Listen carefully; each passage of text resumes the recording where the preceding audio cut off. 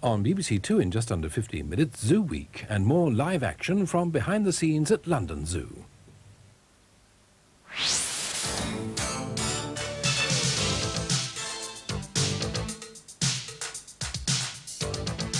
Hello, good afternoon, how are you today? Are you fitting well? Is life a beach? I haven't said that for a time yet. Is life a... It is. Life's a beach in there as well, is it? Well, that's all right then. Nice to know that everybody's really nice and happy. On the footage of the nail-biting saga, this came from Perthshire in Scotland. It came from Kirsty Tanner, who's 14. Hello, Kirsty. She says, "Dear Andy, during the holidays, I knocked my front tooth out at the swimming baths. This is one of the best ways to stop biting your nails. It certainly worked for me." Well, sorry to hear about your teeth, Kirsty, but I'm glad you managed to stop biting your nail. This afternoon on Children's BBC. Well, anyway, I hope it all got fixed for you. That was really funny. The word of the day for today, I hope I pronounced this correctly, it's from Bethan and Oliver Moore, who live in Louth and Lincolnshire, and they say the word of the day should be homilium. I like that word, isn't that good? It sounds really like sticky bun or something, doesn't it? Homilium. So that's the word of the day for today. That's what you would do with a sticky bun. It was the final day of the caption competition today. Thank you for all your entries. We've had at least 6 or 7. They've been flooding in, and we had the last mail today. So the ones any that come in tomorrow, I'm afraid, can't be considered. But we've had someone. Look, this is the photograph. Do you remember that one? Me and Simon. What were we saying to each other? If we have any more entries saying you're not saying anything to each other because your mouth's closed, we got really irate with those. But thank you for anyway. Simon and I will announce the winner on Friday. He will come in and join us, and in fact, we will act out the winner. We will say it to each other. So there. What's on Children's BBC this afternoon? Oh, I've forgotten something. Children's BBC Days to Christmas. Today, we take off the 28th. 42 to go, including today. 42 Children's BBC Days to Christmas, and counting. Right. Caterpillar Trail in a moment with Stuart, taking a bird's eye view of life today. There's the Wacky Races at 4:10. I love that programme. The Dipsy Doodle and the Desert Derby. Beat the Teacher at 4:20 with Bruno, see if Jonathan is still the champion. Heartbeat at 4:35, all about characters. 5 o'clock, there's News Round, and 5:10 this afternoon, the Fire Raiser. We go back to the top of our list. Here's Stuart with this afternoon's Caterpillar Trail. Cool!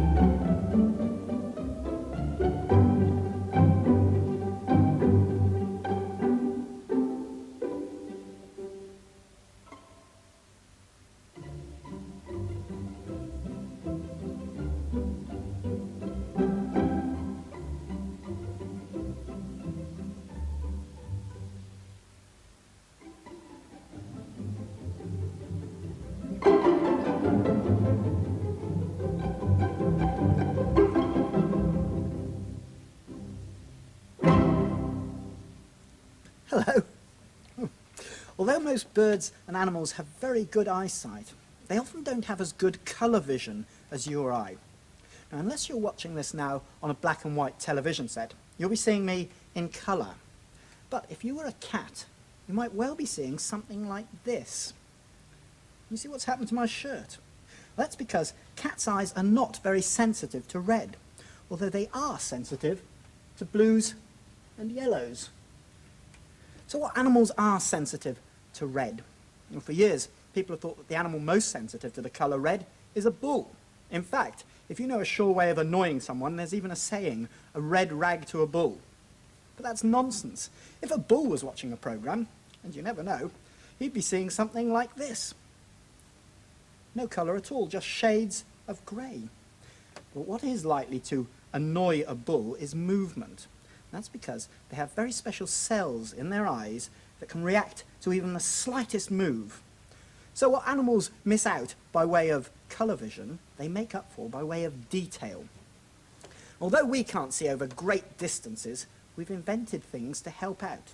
So even if you have very good eyesight, something like this can help make you see things clearer. A magnifying glass, or a pair of binoculars. Now, I found these very useful when I went bird spotting at Martin Mere.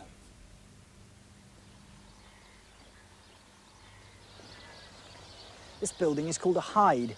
It's specially built so that people can go inside and watch birds without actually disturbing them. See how many birds we can spot.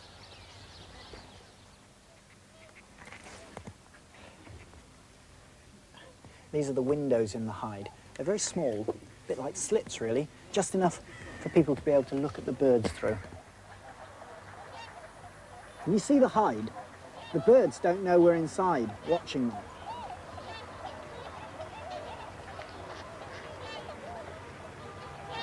Ray knows a lot more about birds than I do, so perhaps he can point out what birds are out there now. At the moment, there's lots of swans in front of the hide. The hooper swans come from Iceland to winter here at Martin Mere, and so do the Buicks, but the Buicks come all the way from Russia. They've flown all the way over to here? They have, just yes. for the winter? And of course they'll be going back very shortly. They come here because it's milder than in Russia or Iceland? That's correct, yes. I mean, we don't think it's particularly warm here, of course, but the birds do. How do they cope with all the ice? Do they mind? It is in fact a theory that they stand on one leg in order to conserve body heat. Because if you've 2 feet on the ground, it should be colder. Yeah. Well, there's plenty of ducks out now as well. There is, isn't there? There's some male and female mallard, which are of course a very common duck. Ray, what are those with the lovely brown top of the back above the collarbone? White collar, black head ducks on the first spit. Orange, red beak. Those, yes, those are the shell ducks, the large ones. Yes, those aren't are they beautiful? The largest British duck. What are the little black birds there? There are some moorhens, which you can see they have a white flash on the side.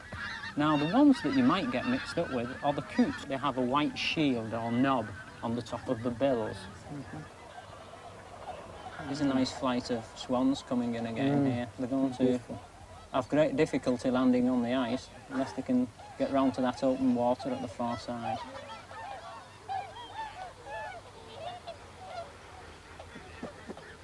I don't think I've ever seen so many birds in one place.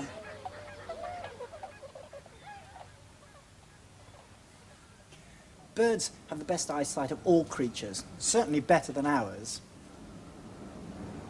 This is a kestrel, and it can see at least 3 times as much detail as we can. If we were up there with it, this would be our view of the field below. Now, this is the same view as seen by the kestrel, and even from this height, it can spot an animal as small as a mouse.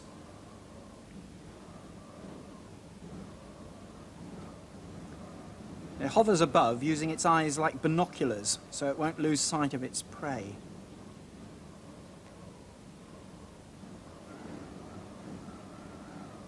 Look out, mouse!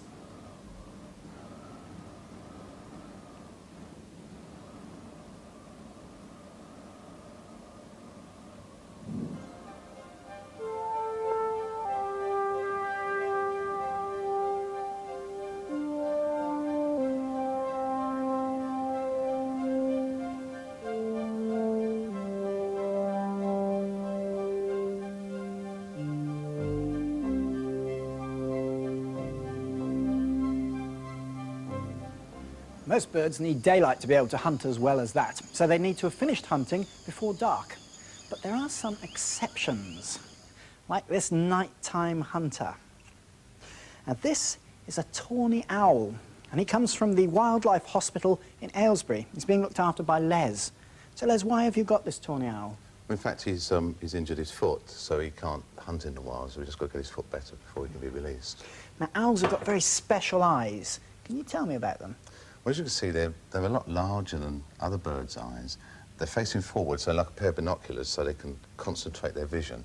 And being so large, they can collect any light particles around, and they can see a lot better than most animals. They've got a sort of grey film that comes over the top of them. What's that? That's called the nictitating membrane, and it's a special thing that birds have got, and it protects the eye. It keeps it coming back and forth over the eye, keeping it moist. Like another lid? Yeah, yeah. It's also revolving its head quite well round. That's right. I mean, he won't look at the camera, but he can turn his head through 180 degrees, because they can't actually move their eyes like we can. They can't look from side to side, but they can twist the head right way round, look back and forward. Well, is it fair to say that owls can see even in pitch dark? No, they can't actually see in the pitch dark, because they've got to gather some light from the moon to reflect light. But what in fact they can do is they can hunt in the pitch dark, because their ears, he's got one ear up here and one's right down low below his cheek, so that they come at different angles, so he can get a bearing on any animal on the floor, and then he can home in on his prey. This barn owl is listening as well as watching for its prey, although it can still see 4 times as much as we can. Though we see fairly well in bright moonlight, we can't see much at all in shadow. The owl could easily spot the cat in this light.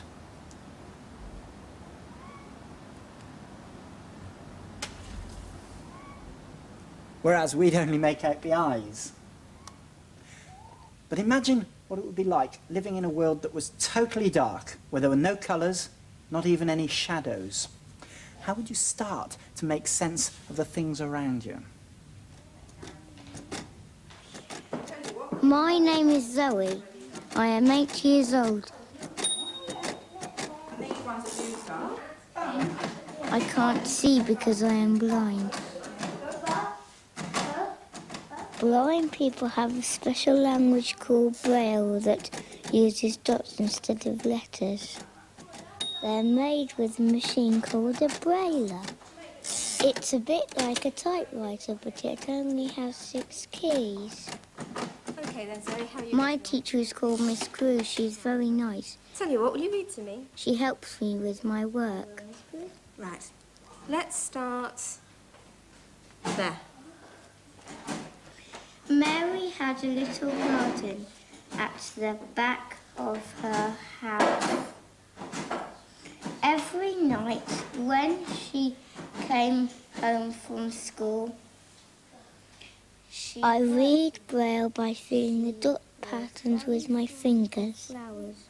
Good girl. That was lovely. I go to a special school for blind children. As well as Braille, I'm learning how to use a cane so I can get around on my own.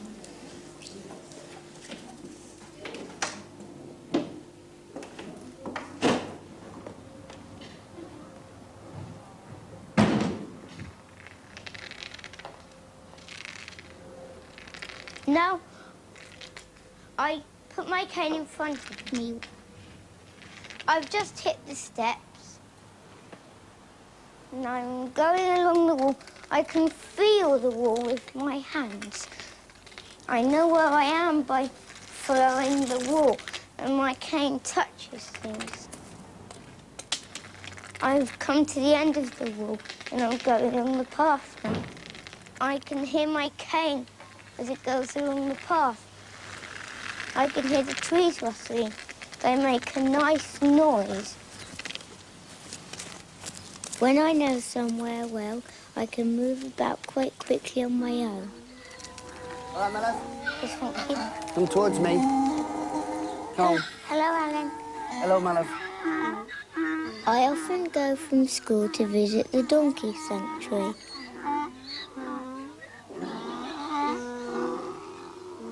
I can recognise animals by feeling them, and I can hear them.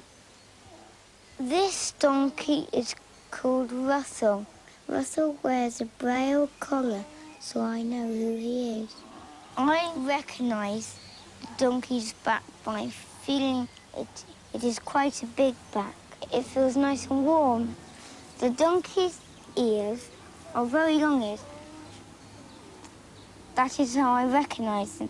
I feel the donkey's ears. They are nice and soft, They are long and big. I know that this is a donkey's head by feeling his breath.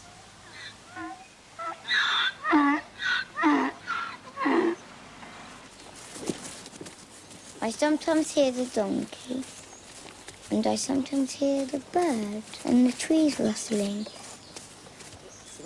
Alan walks beside me when I'm riding the donkey. I can tell that we're going onto the road when I hear the noise of Alan opening the gate. And when I go along the road, sometimes there is gravel and Russell steps on it. Yeah, kick on.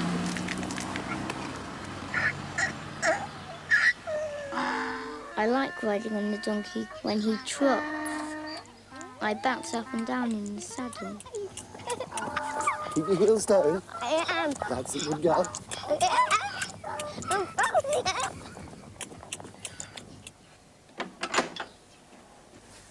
Come in with us. Go on in. Right. Right, we'll still go back then. Bye, Russell.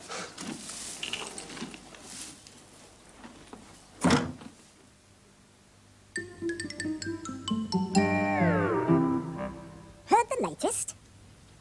The Sunshine Fund, which is a branch of the Royal National Institute for the Blind, are holding a very special competition. And it's open to all of you who watch Caterpillar Trail.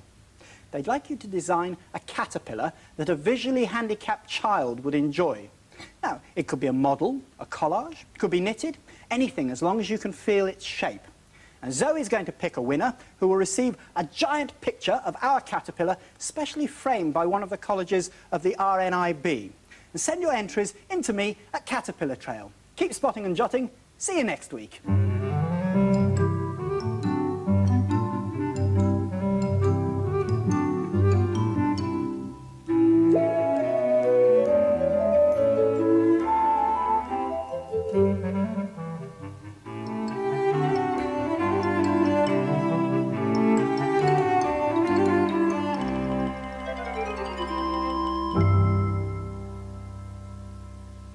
There's a new cartoon series tomorrow on Children's BBC, Around the World with Willy Fogg. It's amazing how quickly one can travel now. When I was young, it took so long to get anywhere.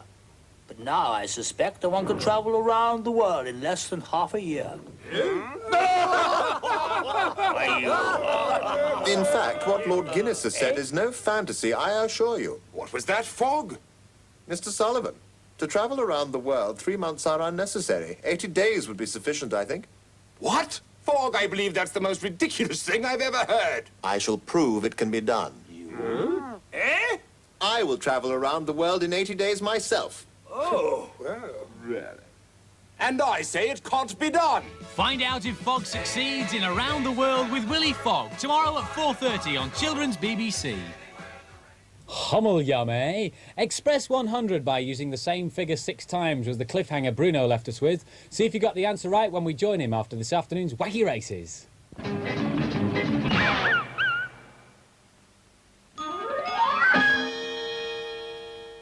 Oh, now, yes, sir? Right. Heartbeat this afternoon's all about interesting characters, and that's after this afternoon's Beat the Teacher. Was that all right?